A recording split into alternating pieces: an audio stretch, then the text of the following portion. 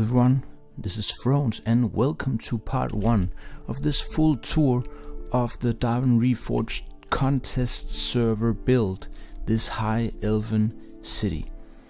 And let me start by saying that I am aware that a lot of acknowledged YouTubers, they have already done a tour of this stuff. And that is quite cool, so you might already know what all of this is, but what I can provide you with in this video is in-depth tour of this stuff, while I am able to explain what is going on here, because I was actually one of the team leaders of this project. Me and Voxel of the Darwin Reforged Server, we led this part of the plot. As you know, this is the Wood Elves, but we were working on the High-Elven plot. So today I will give you a full tour. This will be part 1, and today we will cover the Harbour area. So let's just get started right away, and I'll take you through this and explain what went into the process of building this, what are the thoughts behind it, what is the lore of this place, if you are wondering. So let's start here at the Gatehouse, of course.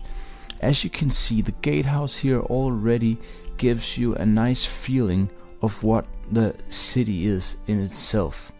That is a vital thing, that the place you enter is actually giving you the exact feeling that you want for the city. So the Gatehouse is mainly made out of stone, has white and grey stone, and then it has the blue roofs that are sort of characteristic of the city, and it also has incorporated within the actual build a lot of wood. So I feel like this is a very neat gatehouse, showing off what these elves does, combining the stone and wood in their builds. And the gatehouse is of course a defensive structure, but it also really welcomes you in to the city here. It's an open gatehouse, and as you can see already here, it is not the sort of defensiveness of this place that is emphasized. What we wanted to do with this city was to make a lush and lively, a busy city that was both beautiful and sort of filled with prosperity and what else.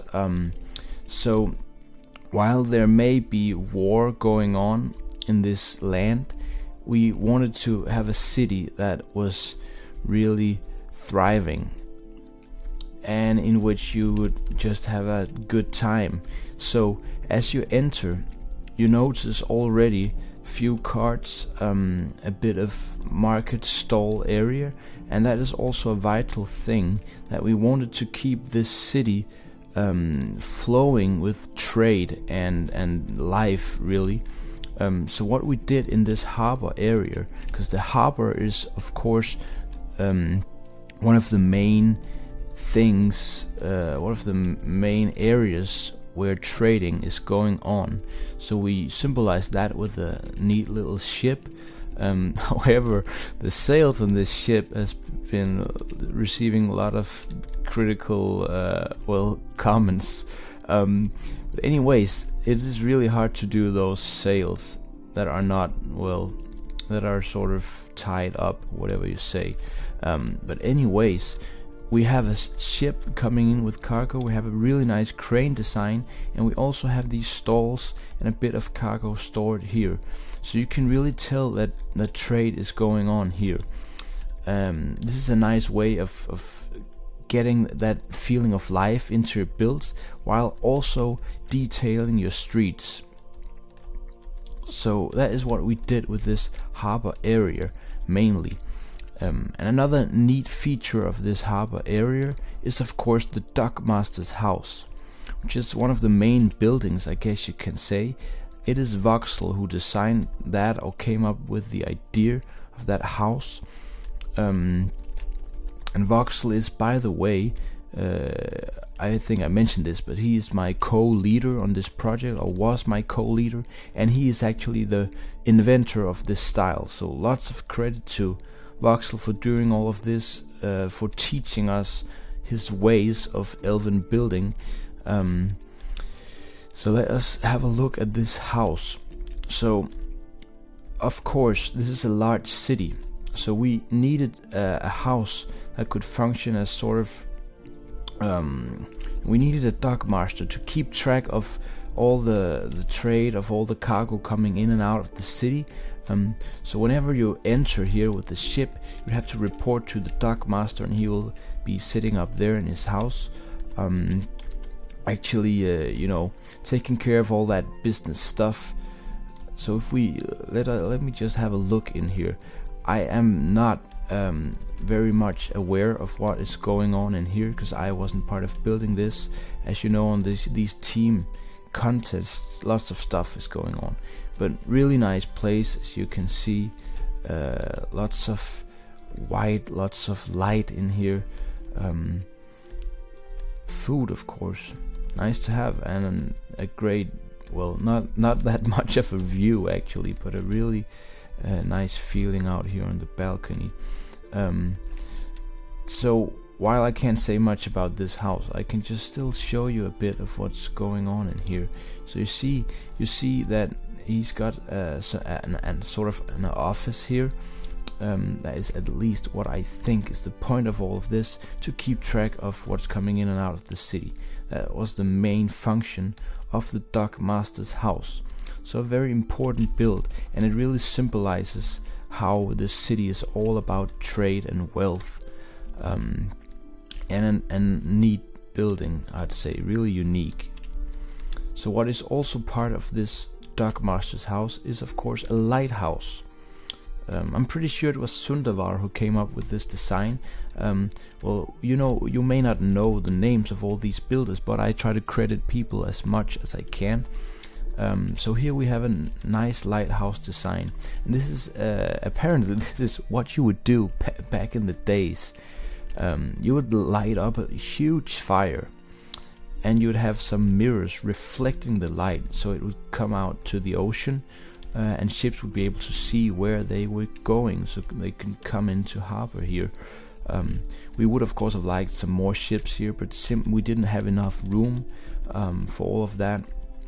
And of course this is sort of meant to be a lot larger city, really.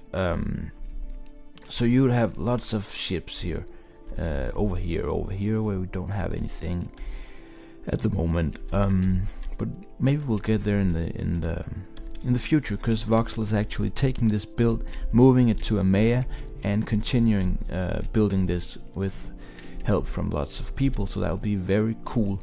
But now you're getting a feeling of the harbor area, really open, so you imagine there'd be a nice view here, and you can kind of get an idea of the view over there to the Forest Elves build.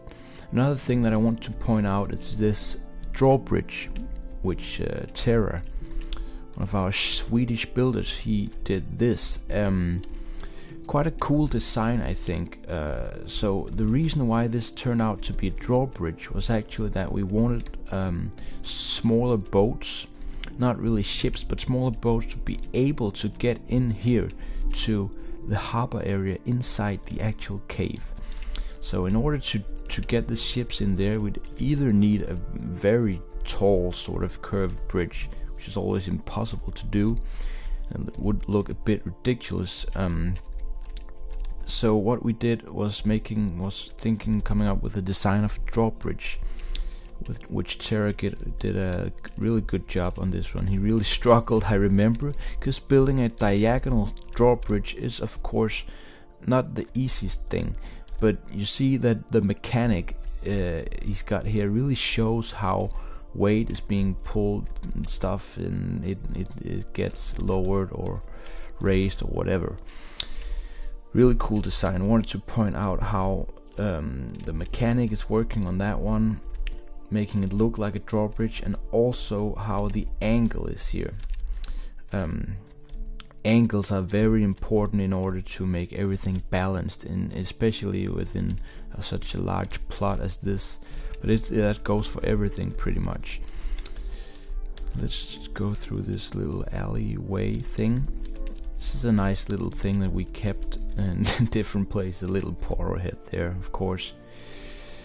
But small, not really fountains, I'm not sure what to call this, just sort of small ponds to keep nature part of the builds, which is another thing I will talk about in future videos, how nature is part of this city all along.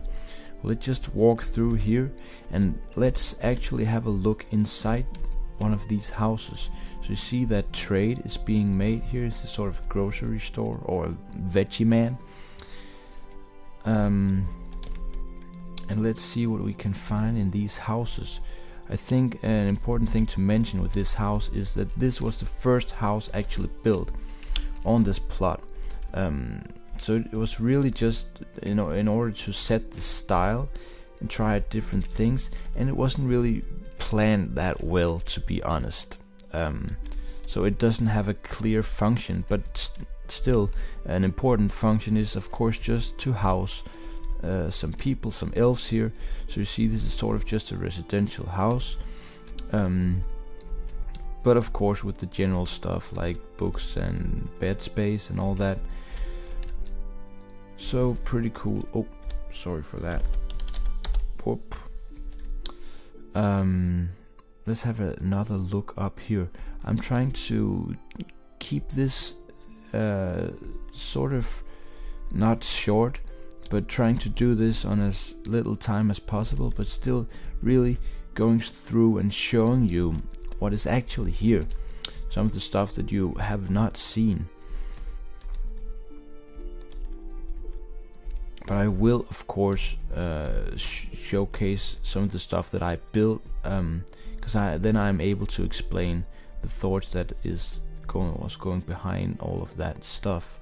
But I just want you to give you a feel of what a residential elven house could look like in here.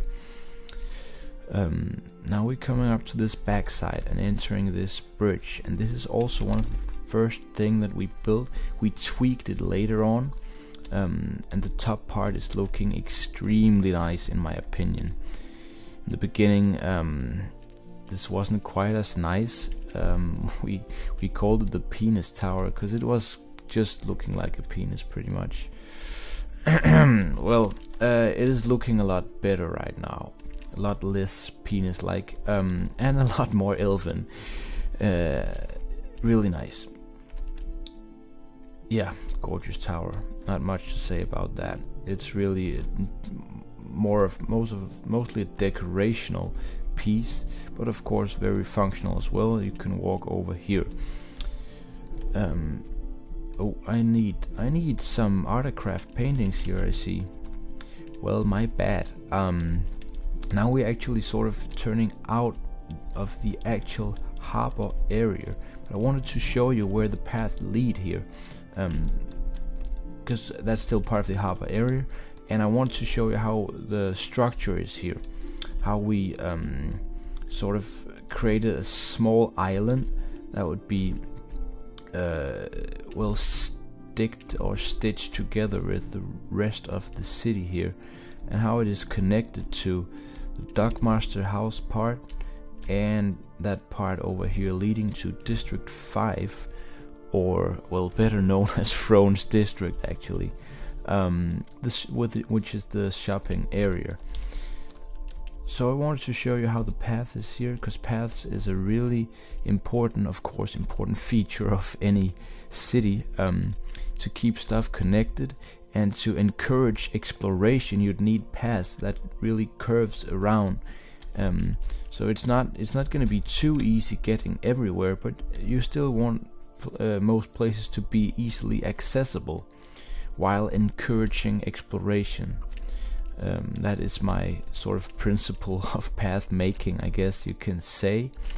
Back here we have a nice little pawn shop, or not little, it was quite small to begin with, but it got extended. And a pawn shop, if you don't know what that is, because I actually didn't know that before we did this stuff, it is sort of leftover goods, I guess you can say, that comes into Harbour, and for some reason they are not distributed out into the shops, but they end up here and sort of as part of the city's stock, and they can be sold here, if I am not much mistaken. If I am, you'd have to correct me on that one, but really just a gorgeous place here. Love how everything is just clustered around while still having a basic structure of beams holding up the ceiling, and now I am completely lost.